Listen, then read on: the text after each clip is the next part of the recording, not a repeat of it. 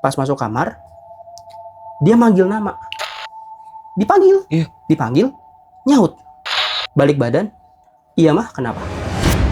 Gua, pintu, almarhum.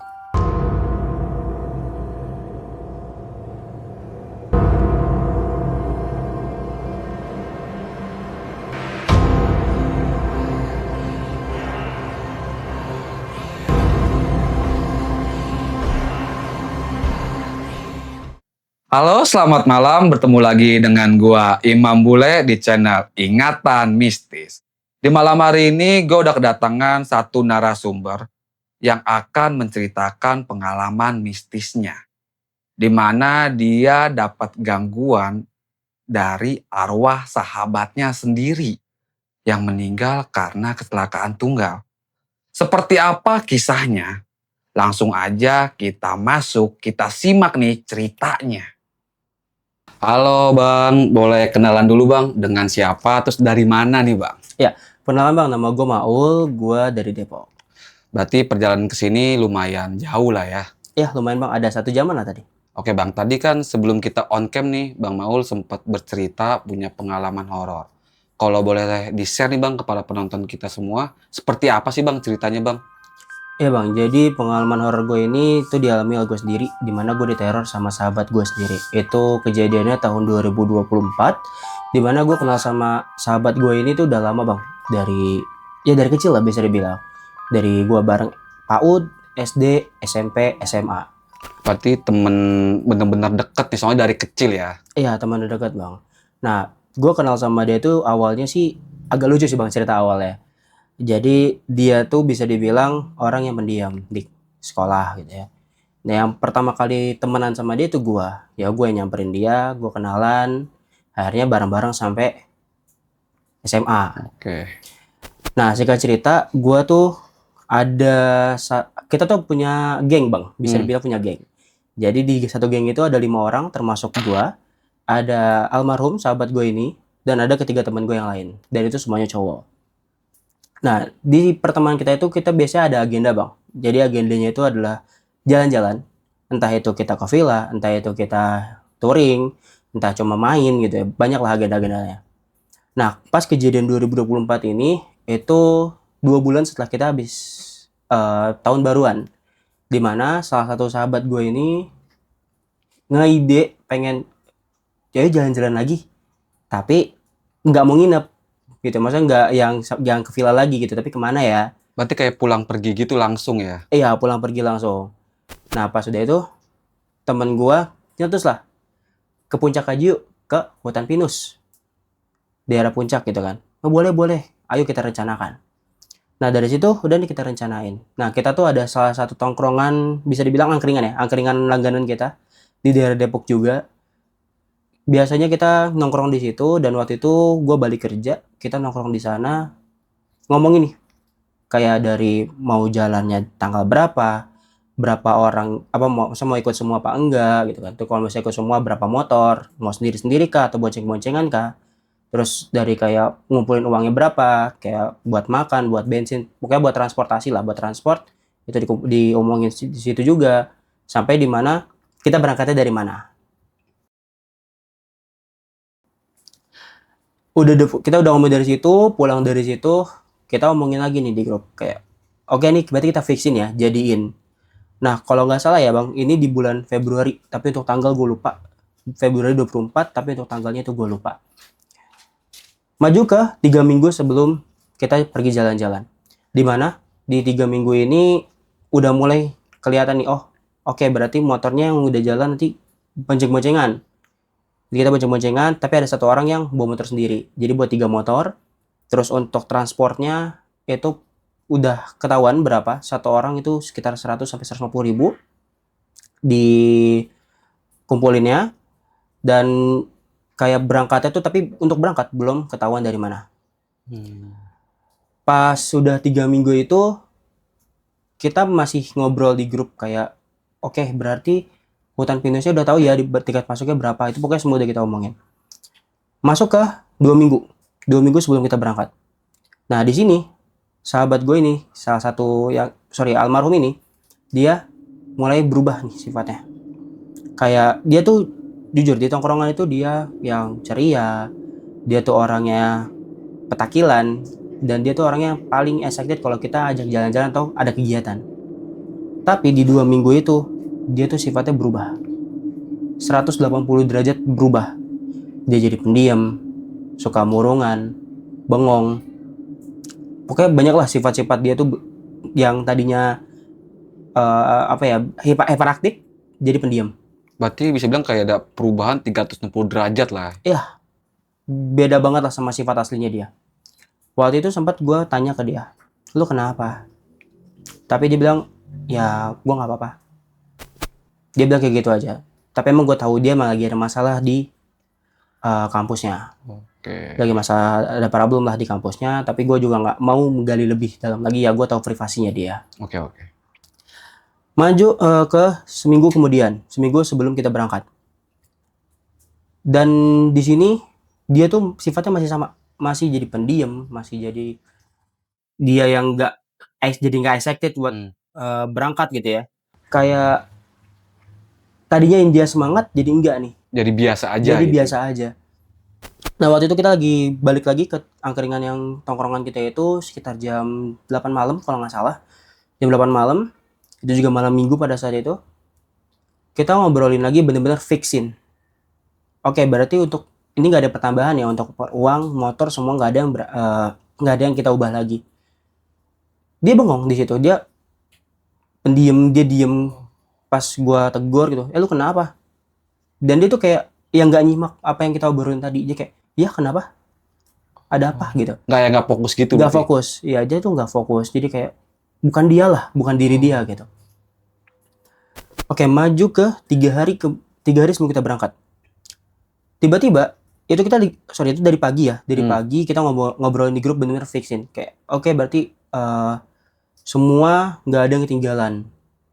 Nah sebelumnya itu malam dia sempat bilang ke gua, kalau besok gua nggak ada kabar, lu telepon gua aja ya. Gitu. Nah emang sih pas pagi besoknya itu di grup cuma kita berempat doang yang rame. Dia tuh sama sekali baca grup enggak, buka grup enggak, apalagi balas pesan. Itu nggak ada sama sekali. Nggak ada sama sekali kayak dibaca grup aja enggak, balas pesan aja enggak gitu kan. Sampai sekitar jam 4 sore akhirnya tuh grup udah mulai sepi, udah nggak ada pembahasan buat perjalanannya. Di situlah gue telepon dia. Gue telepon, diangkat nih. Lalu kemana? Kok grup nggak lu bahas, nggak lu respon, lu nggak baca grup gitu kan. Lu balas juga enggak gitu. Oh sorry, gue hari ini lagi sibuk. Gitu kan. Dia bilang kayak gitu. Terus kayak, yaudah lu gimana persiapan? Udah aman belum? Barang-barang yang perlu dibeli udah dibeli belum? Atau udah disiapin belum? Oh gue aman, tapi kayaknya gue nggak bisa ikut deh. Oh, dia narik diri gitu? Iya, dia narik diri. Di situ gue nggak, maksudnya gue nggak tahu ini kayak, gue kira pada saat itu bukan pertanda. Gue kayaknya nggak bisa ikut deh. Lah kok nggak bisa? Kenapa? Ya gue nggak tahu, gue nggak bisa ikut. Kalian berempat aja yang jalan. Pada saat itu gue bilang, ya kalau lu nggak ikut kita reschedule aja. Kita ubah aja tanggalnya, kita ubah aja harinya. Jangan kalau satu nggak ikut ya udah kita ubah aja gitu, jangan nggak ikut semua, jangan satu nggak ikut ya udah kita nggak usah berangkat gitu. Ya udah coba ya tapi yang lain gimana katanya gitu kan. Ya udah kalau yang lain coba gue tanya dulu deh di grup gitu kan, kalau misalnya yang lain oke, kita oke. Udah tuh setelah teleponan itu gue langsung ngabarin di grup, guys si ini nggak bisa, kita reschedule aja besoknya bagaimana? Oke, nggak apa-apa. Akhirnya kita reschedule, kalau nggak salah ya kita berangkatnya Jumat malam, baliknya Sabtu pagi. Kita ubah jadinya. Kita berangkatnya Sabtu malam, baliknya Minggu pagi. Udah tuh sehari, pas hari Jumatnya, tiba-tiba dia ngabarin, kayaknya gue nggak bisa ikut deh. Waduh. Tiba-tiba tuh dia ngabarin kayak gitu, gue kayaknya nggak bisa ikut deh. Nah, kenapa nih anak tiba-tiba? Gue tanya kan, kenapa lo nggak bisa ikut? Gue lagi di rumah tante gue, takutnya besok nggak keburu. Ya udah nggak apa-apa gitu kan. Nah sebelum itu dia sempat ngomong, nanti berangkatnya dari rumah gue aja ya. Kita ada janjian gitu lah. Iya, udah ada janjian kayak gitu. Nanti berangkat dari rumah gue aja ya. Udah itu Kayak kok tiba-tiba nih anak, dia yang bilang mau berangkat dari rumah dia, tapi dianya nggak bisa jadi ikut gitu kan. Bilang, ya lu balik di rumah tante lu jam berapa? Ya kemungkinan sore. Pas Sabtu sorenya dia bilang gitu kan, Sabtu sorenya baru nyampe rumah gitu. Ya udah nggak apa-apa, kita kan berangkatnya malam. Ya lu prepare, intinya lu udah preparein, udah siap, lu bisa istirahat bentar, kita berangkat. Atau enggak lu nggak usah bawa motor, lu dibonceng aja gitu kan, biar istirahat di motor. Ya udahlah, gampang kan, gitu kan. Udah tuh, besok paginya, pas Sabtunya, dia ngabarin, oh, lu di mana? Gue masih di rumah. Lu di mana? Ini gue mau di tante gue. Paling gue baliknya itu sekitar jam 3 sore. Lo aman gak tapi gitu kan? Gue nanya ke dia, tapi lo aman gak? Ya semoga aja aman gitu kan. Udah tuh, pas besok, sorry bukan besokan ya, siangnya tuh dia ngabarin lagi, oh gue mau balik ntar sekitar mundur jadi jam 4. Oh yaudah nggak apa-apa, aman, yang penting lu nyampe rumah dulu lah, baru kita kabar-kabaran lagi. Udah itu masuklah ke maghrib gue biasa dong sholat gitu kan, sholat. Nah biasanya gue abis maghrib itu main handphone sambil nunggu isya kan. Tapi entah kenapa abis sholat maghrib itu gue ngantuk parah. Waduh. Gue ngantuk parah, kayak kenapa nih ya kan. Jadi kayak gue abis sholat gue langsung tidur. Jadi gue masih keadaan masih pakai sarung di atas sejadah, gue langsung tidur. Tapi gue di tidur itu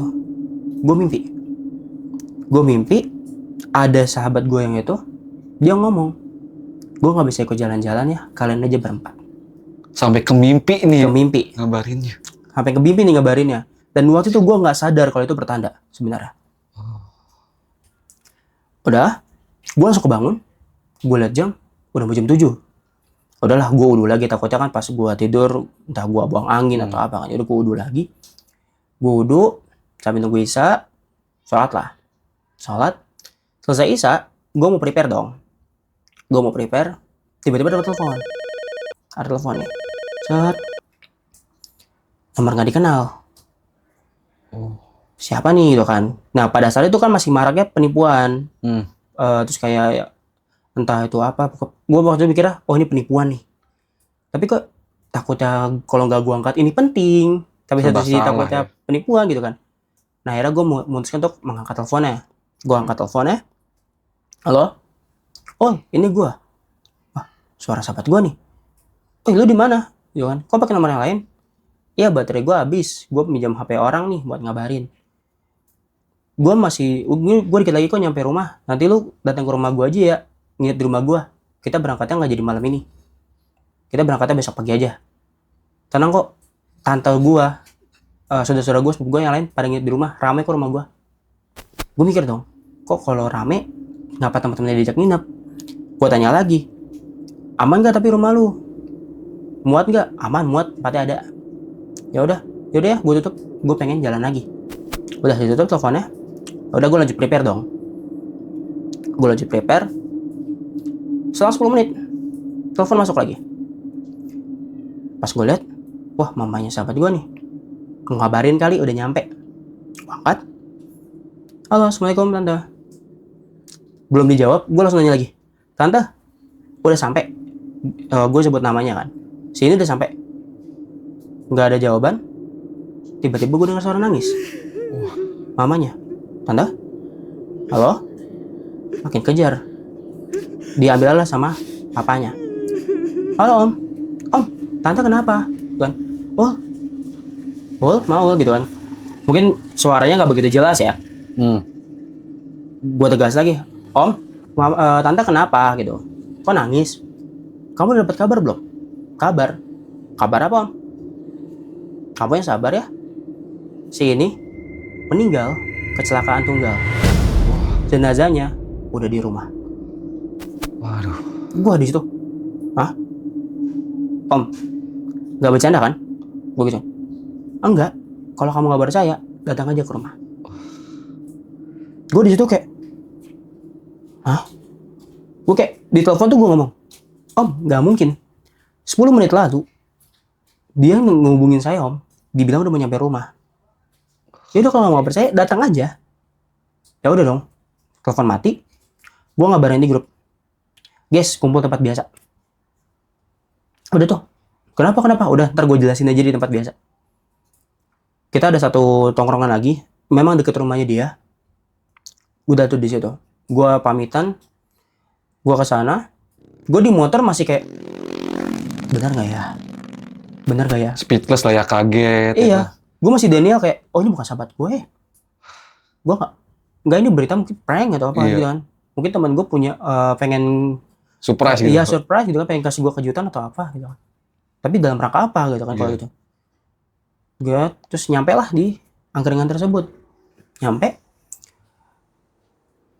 Udah banyak nih, teman-teman gue udah nyampe, gue nyampe paling terakhir. Kenapa, ada apa?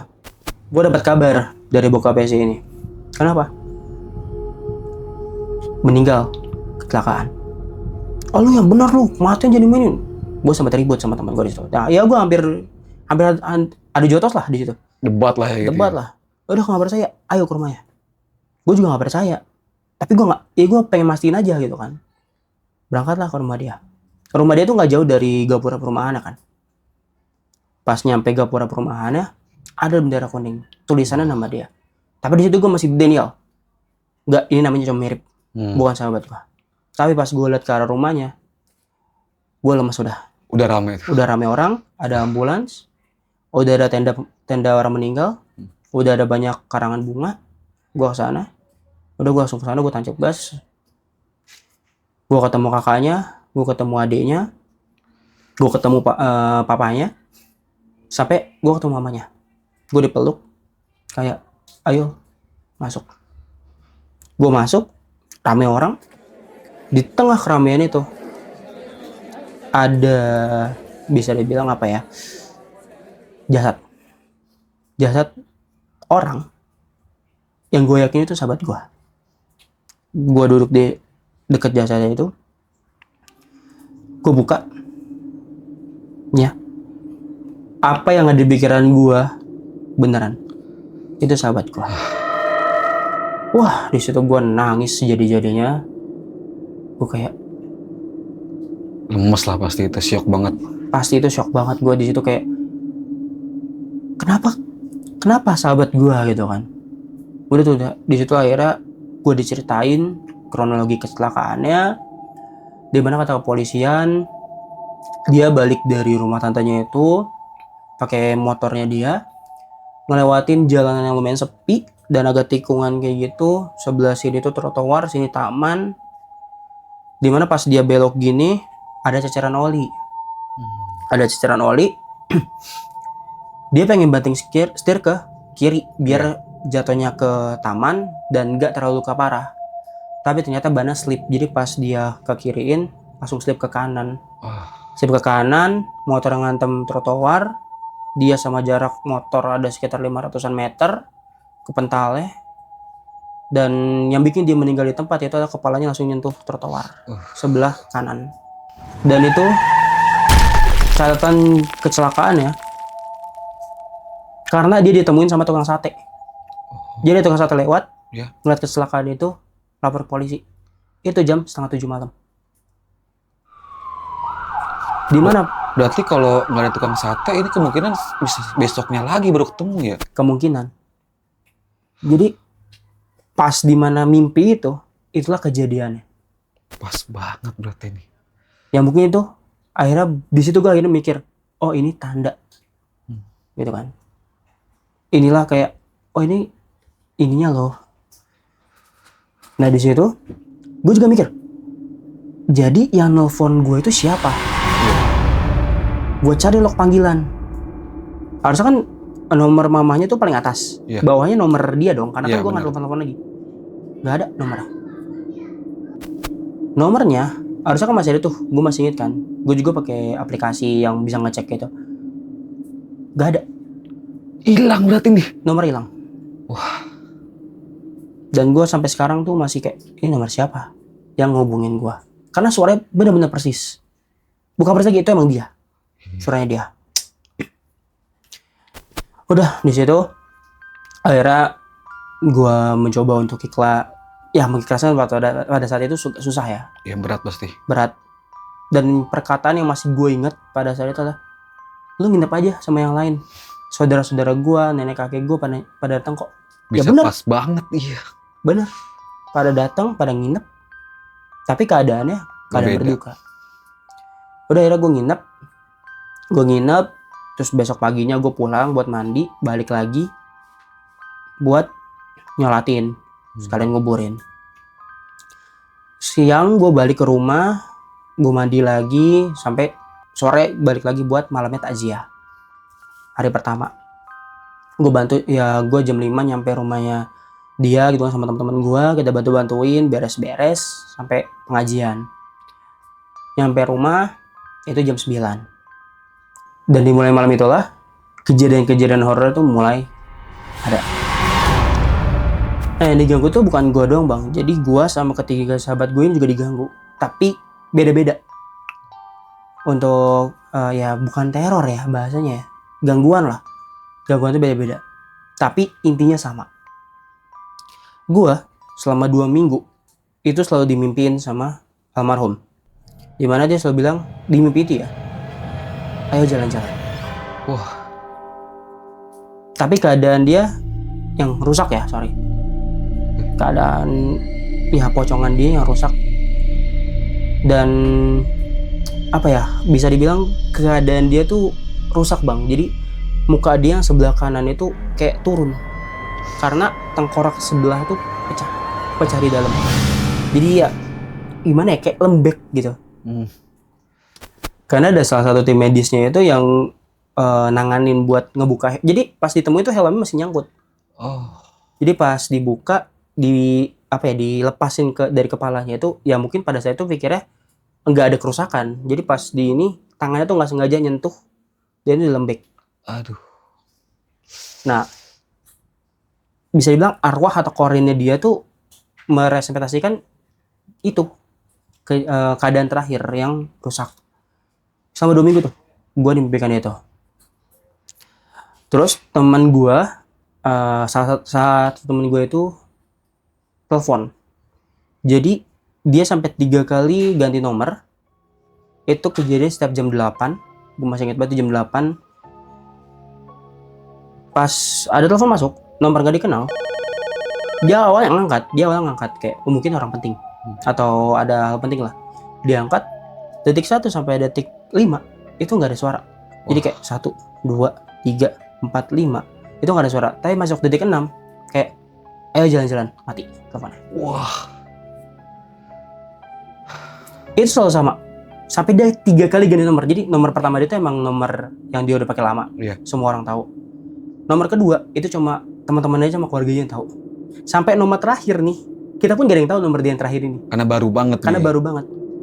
Nah, yang nomor terakhir ini itu dia diemin. Maksudnya kayak nggak diangkat nih. Pas nomor dia yang ketiga ini dia nggak diangkat. Ternyata telepon tuh masih terus bakal terus nelfon sampai diangkat. Soalnya katanya pas nomor terakhir dia itu, dia diemin sampai setengah 9. Ya. Itu teleponnya masih terus berdering. Sampai diangkat baru tuh nggak bakal ada telepon lagi. Dan nomor yang nelfon dia di log panggilan sama kejadian kayak gue, nggak ada. Kosong nih berarti. Kosong. Sampai waktu itu pernah sama dia tuh difoto pakai HP lain, Iya. dicari, nomor tidak terdaftar. Jadi kayak nomor belum, nggak ada yang punya nomor itu. Ya nomor ya gaib mungkin atau apa. Itu. Terus ada satu teman gue lagi, kalau dia lagi kayak kita kayak ngobrol gitu ya, atau mungkin dia lagi sendiri, selalu di ujung ekor mata dia itu ada yang lewat, dan itu sosoknya sosok sahabat gue ini. Wah. Persekian detik doang. Tapi memang yang nggak solid ya, maksudnya kayak bayangan gitu lewat. Tapi wujudnya manusia. Terus satu lagi teman gue yang 3 ini foto. Jadi dia kan suka foto-foto ya. Oke. Foto-foto random, entah itu foto kamar dia, foto dia lagi ngapain, atau mungkin foto lagi di jalan. Hasil jepretan pertama itu selalu ada siluet sosok almarhum. Tapi pas dia kan ngecek di rumah, pas sudah hasilnya ini kan, atau mungkin dia lagi mau ngecek ada nih. Iya. Otomatis kan dia pengen ngasih tahu ke kita mungkin atau gimana. Tapi pas dicek lagi, foto pertama itu hilang. Nggak ada sama sekali. Nggak ada. Wah, Jadi fotonya itu hilang. Di recycle juga nggak ada. Di sampah kan biasa di handphone ada Sampahnya file gitu. sampah gitu kan. Itu nggak ada. Duh. Bener-bener hilang aja itu, kayak nggak pernah ada foto itu. Tapi foto-foto selanjutnya ada. Hilang aja foto itu. Dan gua bukan hanya mimpi. Jadi setelah 2 minggu gue dapet teror mimpi, bukan teror ya, apa ya? Gangguan mimpi itu. Bisa bilang hari ke-13 ya, gue baru balik kerja.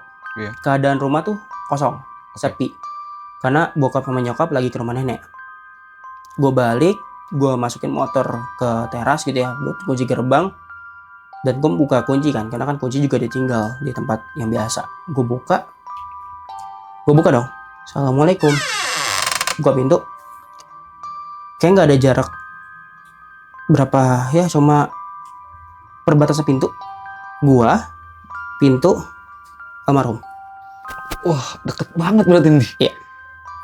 Jadi kayak gue masih di teras, pintu di dalam rumah itu sosok almarhum dalam keadaan pocong dan mukanya yang rusak.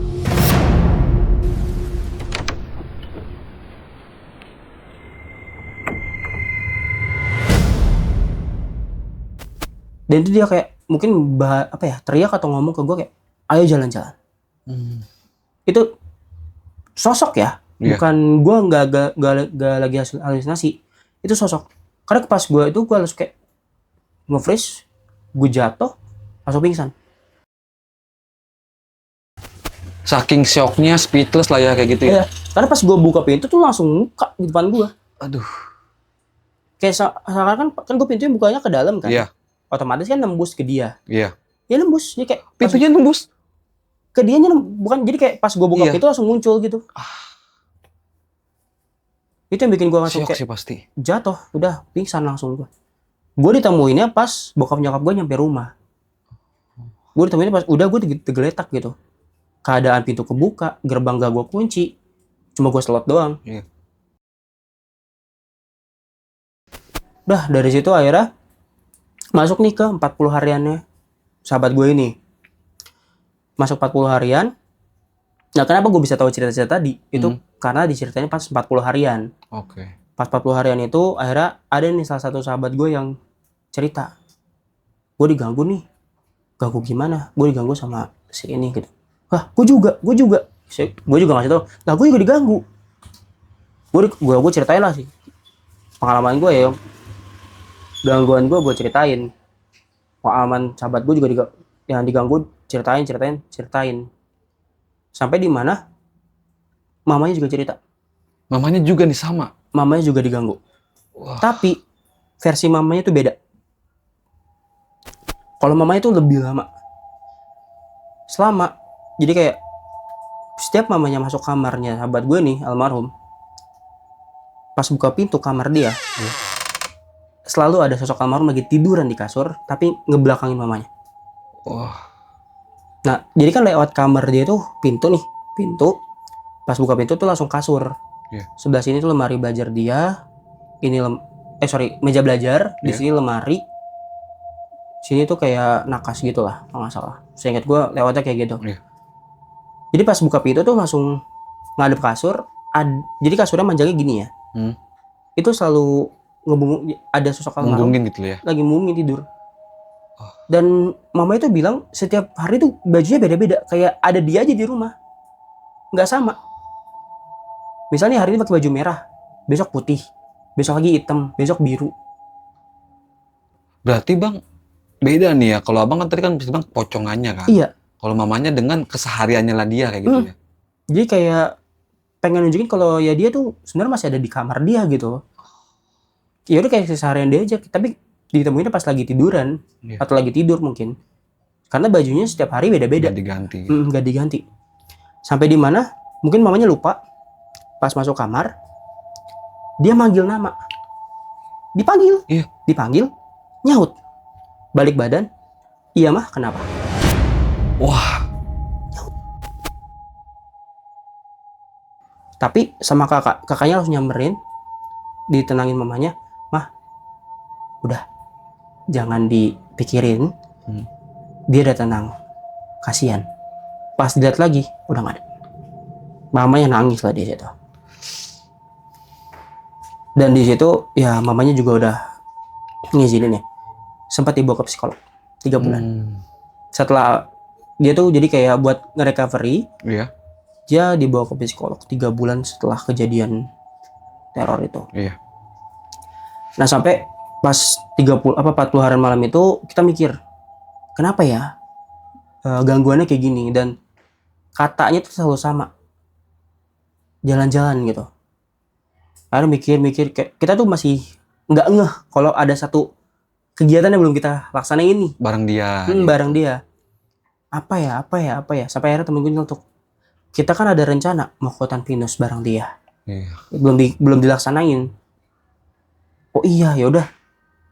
Mau kapan kita berangkat? Ya udah besok kita berangkat. Tapi ada satu kendala lagi. Gimana bawa dianya? Oh iya. Gimana bawa dianya? Sampai akhirnya gue bilang, yaudah kita bawa figure fotonya aja. Ya seakan-akan di figure foto itu dia. Iya benar. Biar dia ikut. Ya udah besok kita berangkat. Udah akhirnya kita lupain semua masalah transport, masalah motor, masalah makan ataupun kita nggak mikirin apa-apa. Sebelum pulang itu kita sempat foto berempat. Ya biasalah foto buat kenang-kenangan. Foto cepret gitu ya, posisinya gua, ada sahabat gua paling kanan, ketiga sahabat gua tuh di setelah gua gitu. Waktu di hutan pinus berarti ini ya? Belum, masih belum. di rumah. Masih di Jadi rumah. masih malam 40 harian itu sebelum pulang kita sempat foto dulu berempat Oke. buat kenang-kenangan.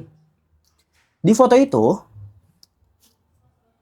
di antara dua sahabat gue nih yang tengah itu diri sosok sahabat gue yang udah meninggal, tapi keadaan dia masih rusak. Tapi wujudnya manusia, tapi masih bentuknya tuh nggak yang solid, tapi siluet doang kayak bayangan. Oke. Dan itu kita belum ngeh sebenarnya. Kita belum ngeh. Pada malam itu belum ngeh. Besok paginya temen gue cerita, coba deh kalian lihat foto yang kemarin yang semalam kita foto. Pas kita lihat ada fotonya. Ada fotonya, tapi sorry gue nggak bisa buat sebarin itu karena privasi juga. Akhirnya besoknya kita berangkat jam 10 pagi. Iya. Kita berangkat jam 10 pagi. Gue yang tadinya pas rencana awal bawa motor, akhirnya gue yang dibonceng. Kita bawa 2 motor doang. Startnya dari rumah dia sesuai awal rencana. Iya. Udah kita jalan, kita bawa figur foto terakhirnya dia. Di perjalanan, yang harusnya ya, kita tuh bareng teman-teman bahagia, bercanda, ketawa-tawa gitu kan. Gue di motor nangis, sedih, Campur aduk lah ya. rasa kecewa masih ada, rasa nggak percaya masih ada. Sampai gue tuh di motor nangis sambil ngusapin figurnya dia. Sampai temen gue tuh yang bonceng gue kayak, udah jangan ditangisin lagi, kasihan, biarin dia tenang. Toh ini kan juga kemauan dia nih terakhir nih. Kayak apa ya, biasanya kayak wasiat dia nih pengen terakhir nih, pengen jalan-jalan, udah kita penuhin aja gitu kan. Keinginan dia. Udah jangan ditangisin. Ya udah. Gue berusaha kuat. Nyampe lah kita ke sana. Gimana ya, kayak mungkin orang pada saat itu ngeliat kita kayak orang bego. Karena kita berempat ngobrol sama figur foto. Iya. Ngobrol kayak, coba lu masih di sini, kayaknya masih seru deh. Kayaknya yang bikin ketawa, humor yang paling bisa bikin ketawa tuh lu doang. Lucuan yang paling lucu bisa yang bikin lu doang gitu kan. Kayak gue tuh nggak bisa bikin lucu selucu lu itu, paling ya jatuhnya garing gitu kan.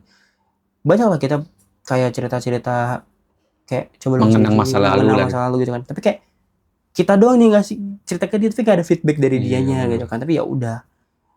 Akhirnya pas terakhiran sebelum kita pulang sore, kita foto lagi berempat. Dengan pegang figurnya dia. Kita minta tolong fotoin.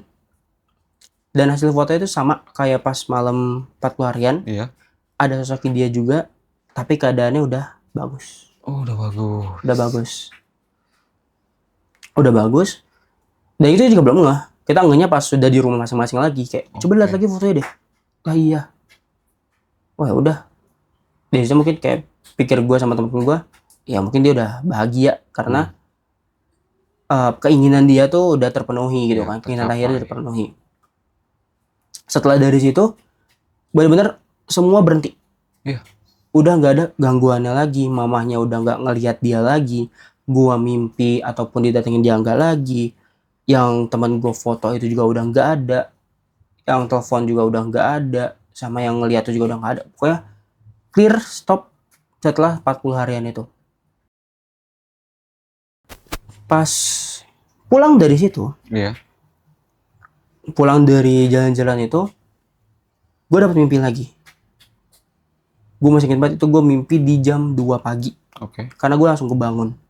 Gue mimpi, dia tuh bisa bilang ngasih pesan terakhir ke gue.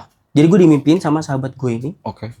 Keadaan dia udah bagus. Iya. Maksudnya udah, dia benar sahabat gue ini. Iya. Udah nggak yang jelek, udah nggak yang rusak. Dia bilang ke gue, intinya, dia mau ngucapin terima kasih ke gue. Kayak, gue udah mau jadi sahabat dia, gue udah ngenalin ke teman-teman gue yang lain. Terus dia juga minta maaf kalau selama dia jadi teman gue masih banyak yang kurang, masih banyak yang kayak apa ya, kayak bercandaan dia tuh bikin gue sakit hati gitu. Oh. Ya gue bilang Kayak berbekas gitu lah. kayak Ya. berbekas gitu kan. Nah di mimpi itu gue bisa gerak, karena pas gue diganggu itu gue nggak bisa gerak sama sekali. Iya. Tapi di mimpi ini gue bisa ngomong, gue bisa gerak, gue bisa interaksi sama dia. Iya. Masih bisa gue. Dan pas gue interaksi sama dia kayak udah kayak ngobrol biasa, kayak Kayak real berarti nih. real. Gue kayak real, dan gue di situ nanggepin dia kayak ngangguk. Iya, gue ngomong, terus gue nangis juga. Sampai dimana dia bilang kayak, oh mungkin ini terakhir kalinya gue ketemu sama lo, karena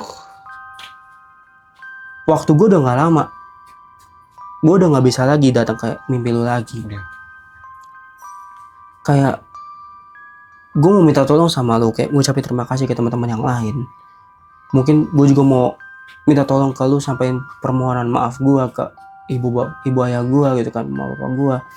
Kalau selama gue menjadi anak masih belum berbakti, masih banyak lawannya.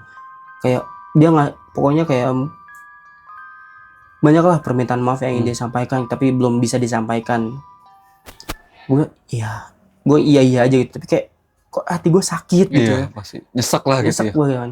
Sampai dimana dia bilang, nanti kalau lu udah nikah, lu udah punya anak, lu datang aja ke makam gue. Lu kenalin sama anak lo, ini lo teman papa, Oh. teman seperjuangan papa.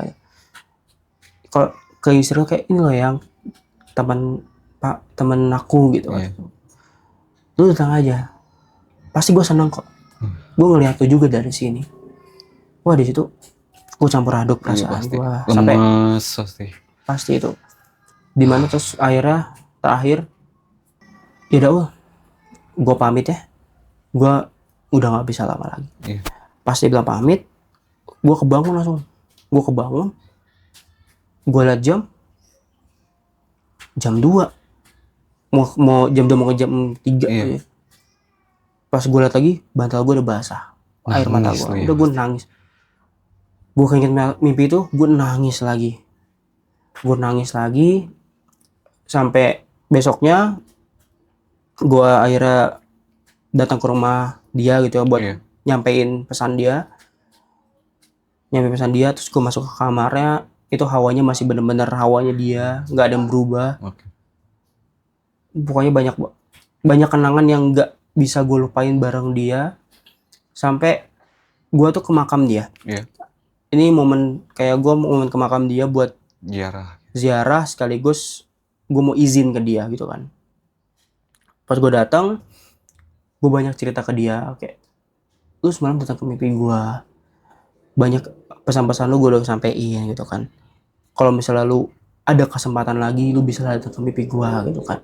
Ya tapi nyatanya sampai sekarang itu udah nggak lagi gitu kan. Bener-bener mimpi terakhir itu adalah dia datang terakhir gitu. Sampai dimana gue akhirnya bilang ke dia, kalau semisalnya pengalaman lu gue ceritain ke orang, bukan untuk ngambil sisi buruknya, tapi untuk ngambil sisi positifnya, boleh nggak? Gue nggak tahu ya ini dia atau bukan. Iya. Gue di kuburan itu siang ke sore lah, sekitar jam 2 jam 3 gue lupa. Tiba-tiba ada angin di belakang gue lewat, set, terus di kuping kanan gue ngomong boleh. Wah, Di kuping kanan gue ada suara boleh. merinding gue denger ya. Oke, gue langsung nengok kan, nggak ada orang. Gue liat sekitar, Iya. gue sendirian di makam itu. Oh, Padahal siang ya, iya. gue sendirian. Mungkin, ya udah dia bilang Iya. gitu. Ya udah, gue pamitan. Sampai gue akhirnya sampai sekarang masih berkomunikasi sama orang tuanya dia, sama adiknya, sama kakaknya, masih interaksi. Gue masih sering main ke rumah dia. Terus gue juga masih sering ke makam-makamnya dia gitu kan. Gue sampai sekarang juga masih cerita gitu ke dia, Iya. walaupun gak ada feedback, tapi gue cerita ke dia.